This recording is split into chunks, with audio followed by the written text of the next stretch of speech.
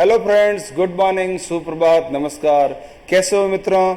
मैं आपका दोस्त प्यारेलाल सांकला पॉलिटिकल साइंस आपके अपने यूट्यूब चैनल पर स्वागत करता हूं।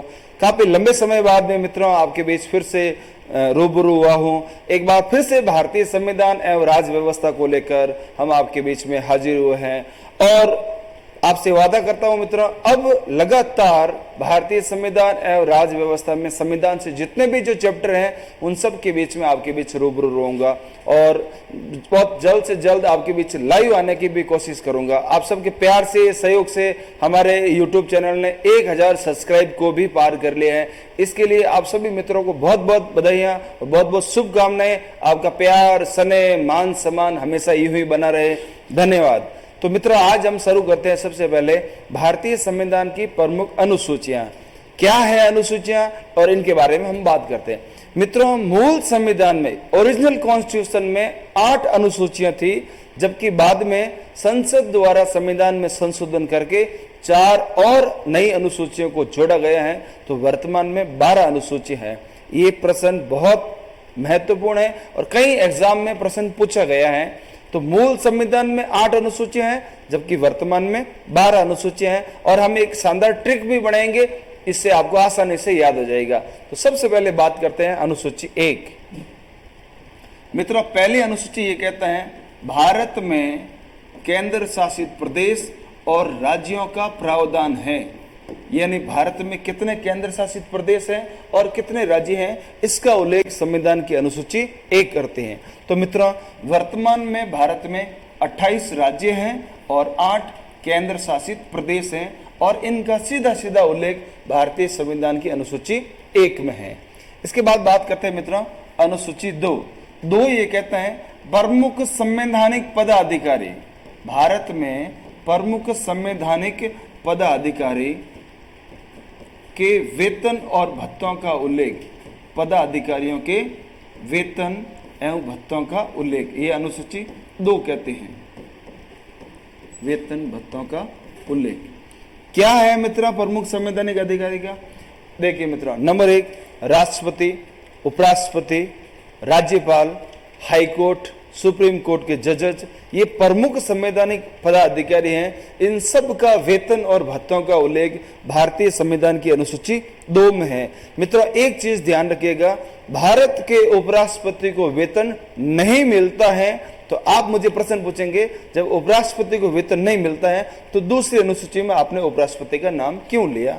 तो इसका सीधा सा आंसर है मित्रों, भारत के उपराष्ट्रपति को जो वेतन मिलता है 4 लाख रुपए, वो उपराष्ट्रपति होने के नाते नहीं, बल्कि वह एक्स ऑफिशियो चेयरमैन यानी राज्यसभा का सभापति होने के नाते उपराष्ट्रपति को 4 लाख रुपए मासिक वेतन मिलता है, ना कि उपराष्ट्रपति की हैसियत से राज्यसभा के सभापति के नाते उनको वेतन दिया जाता है। तो 2 में प्रमुख वेतन भत्तों का प्रावधान। 3 में है प्रमुख संवैधानिक पदाधिकारियों की शपथ का उल्लेख, इनको शपथ दिलाई जाएगी। मित्रों याद रखिए, तीसरी अनुसूची में भारत का राष्ट्रपति यानी प्रेसिडेंट और दूसरे नंबर पर बात करते हैं उपराष्ट्रपति की यानी प्रेसिडेंट, वाइस प्रेसिडेंट और गवर्नर।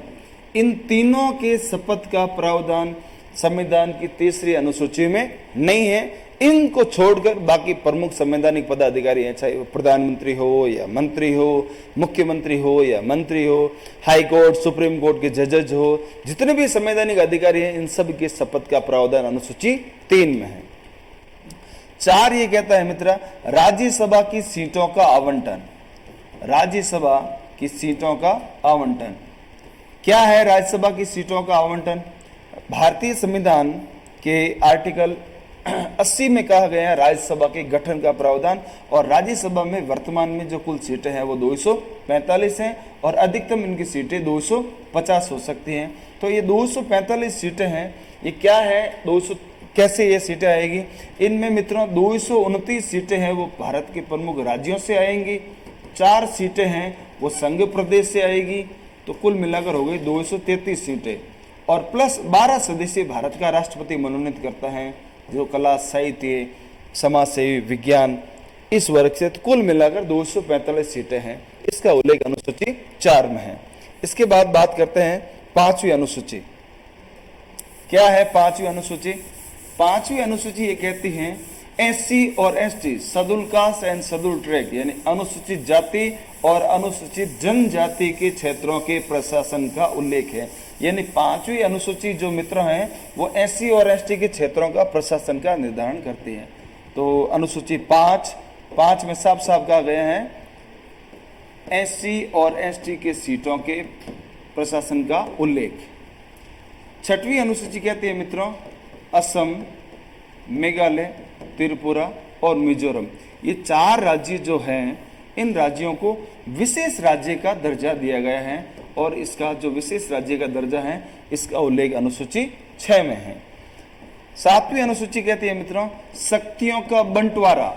शक्तियों का बंटवारा, शक्तियों का बंटवारा। 3 सूचियां हैं मित्र शक्तियों की।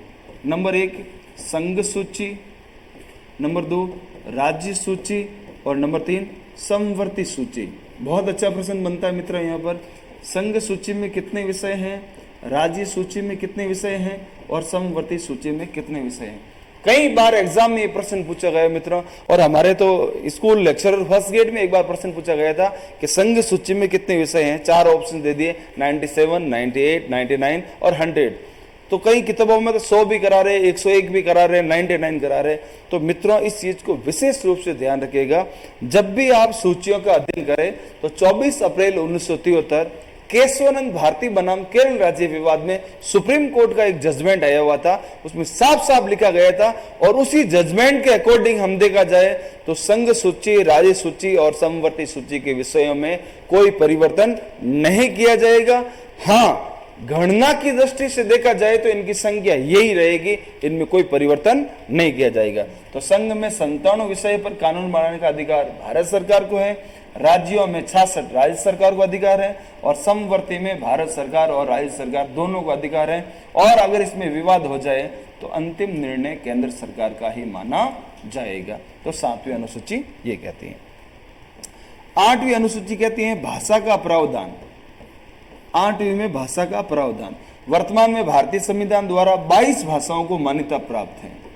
22 भाषाओं को मान्यता प्राप्त है। इसमें राजस्थानी भाषा को मित्रों मान्यता नहीं मिली है। ये हमारे लिए दुर्भाग्य की बात है कि हम जिस मारवाड़ राजस्थान से निवास कर रहे हैं और राजस्थानी भाषा को मान्यता नहीं मिली गई है। वर्तमान में 22 भाषाओं को मान्यता प्राप्त है।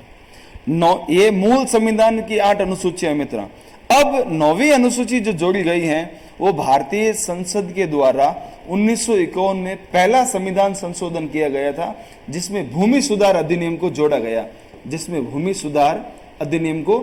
गया, और 9वीं अनुसूची का निर्माण किया गया।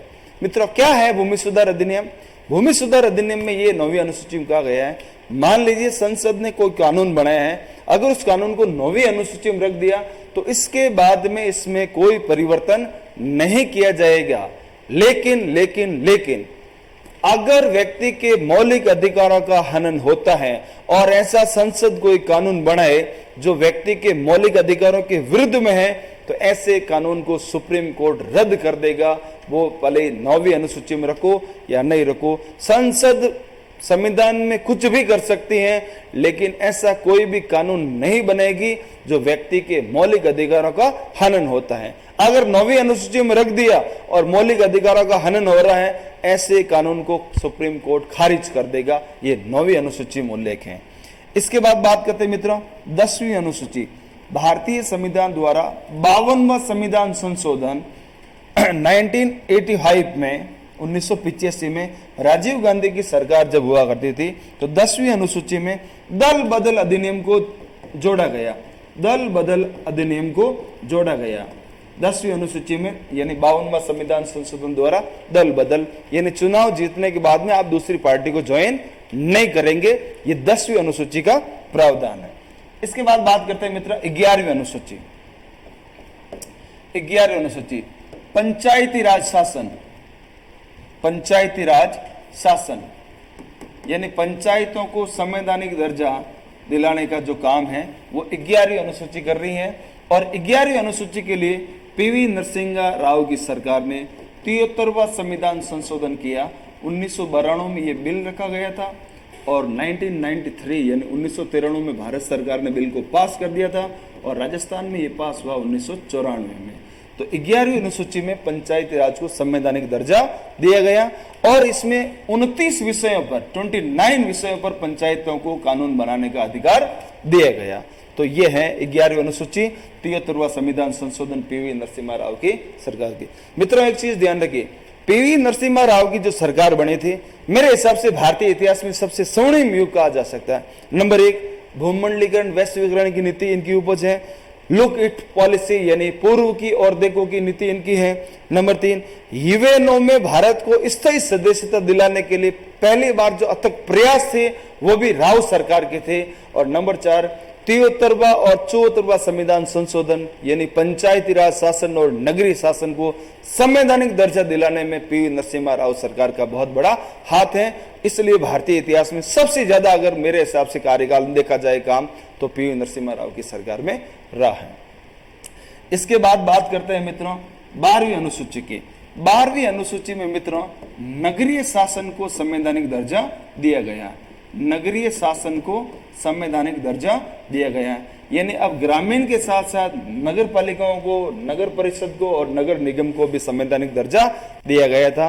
और इसमें 74वां संविधान 74 कॉन्स्टिट्यूशन अमेंडमेंट राव सरकार द्वारा 1993 में किया गया था जिसमें नगर पालिकाओं को संवैधानिक दर्जा दिया गया था और 18 विषयों पर इनको कानून बनाने का अधिकार दिया गया। मित्रों तो मोटे रूप से भारतीय संविधान में, मूल संविधान में 8 अनुसूचियां थी जबकि वर्तमान में 12 अनुसूचियां हैं। ये तो संविधान की अनुसूचियों में जो था वो मैंने आपके सामने रखा। अब इसकी ट्रिक क्या है वो हम एक मारवाड़ी अंदाज में आपको बताएंगे। वो क्या है मित्रों ध्यान से देखिएगा। टोटल 12 अनुसूचियां मित्रों।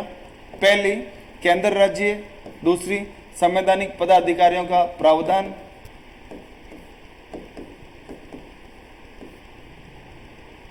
यानी संवैधानिक पदाधिकारियों को वेतन भत्ते। तीसरी अनुसूची में संवैधानिक पदाधिकारियों को शपथ। 4 में राज्यसभा की सीटों का आवंटन। 5 एससी और एसटी के क्षेत्रों का प्रशासन का उल्लेख। 6 में एएमटीएम असम, मेघालय, त्रिपुरा को विशेष राज्य का प्रावधान। 7 में शक्तियों का विभाजन। 8 में भाषा का प्रावधान। 9 में भूमि सुधार का प्रावधान अधिनियम। 10 में दल बदल पर रोक। 11 में पंचायती राज शासन का प्रावधान और 12 में नगरीय शासन का प्रावधान शॉर्ट रूप में। अब इनकी मित्रों एक ट्रिक है, वो क्या है, केंद्र राज्य जो है हम इनको केंद्र और राज्यों को मान लीजिए के और आर मान लेते हैं। केंद्र यानी के और आर यानी राज्य। तो अपन का पहला फॉर्मूला ये है कि केंद्र राज्य यानी के यानी कानाराम। एक कानाराम नाम का आदमी है जो वेतन कितनी बार मांग रहा है मित्रों? 2 बार वेतन मांग रहा है। उसके लिए कसम कितनी खा रहा है? कसम यानी शपथ कितनी खा रहा है? 3। और किसके लिए खा रहा है? 4 राज्यसभा की सीटों के लिए। वापस देख लीजिए, एक कानाराम नाम का व्यक्ति है जो 2 बार वेतन यानी 2 में वेतन का उल्लेख है। उसके लिए कसम कितनी खा रहा है?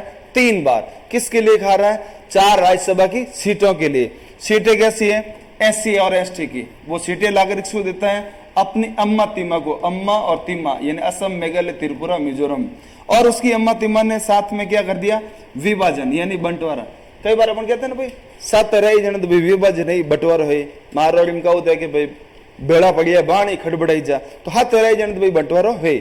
और कई बार कहने आ तो 18 भाषा है, ऐसा 18 8 में भाषा है। कहीं गांव में कैसे आजकल नवी कहीं ली सा जमीन ली सा, जमीन ली भूमि, तो 9 में हो गए भूमि। 10 में कह दिया भाई दल बदल, यानी दादाजी को घर बदलने की जरूरत नहीं है। और 11 रुपये में गांव रा लोग पंचायतें करे करे जना कौन सा 11 रुपये में पंचायत मत करो भाई, तो काम है वो तो काम करो। और 12 में जिको पंचायतें करे बाहर यानी बाहर निकाल दो, नगर में भेज दो, नगर पालिका में भेज दो। तो मित्रों हमारा वीडियो कैसा लगा हमें कमेंट बॉक्स में अपनी राय जरूर दीजिएगा। आपके सुझाव हमारे लिए बहुत बड़ा मायने रखेगा। और आप सभी मित्रों का बहुत बहुत आभार और धन्यवाद। आपका स्नेह, आपका मान सम्मान ही हमें आगे बढ़ने के लिए मोटिवेशन मिलेगा, आगे बढ़ने के लिए प्रेरित करेगा। आप सभी मित्रों का बहुत बहुत आभार।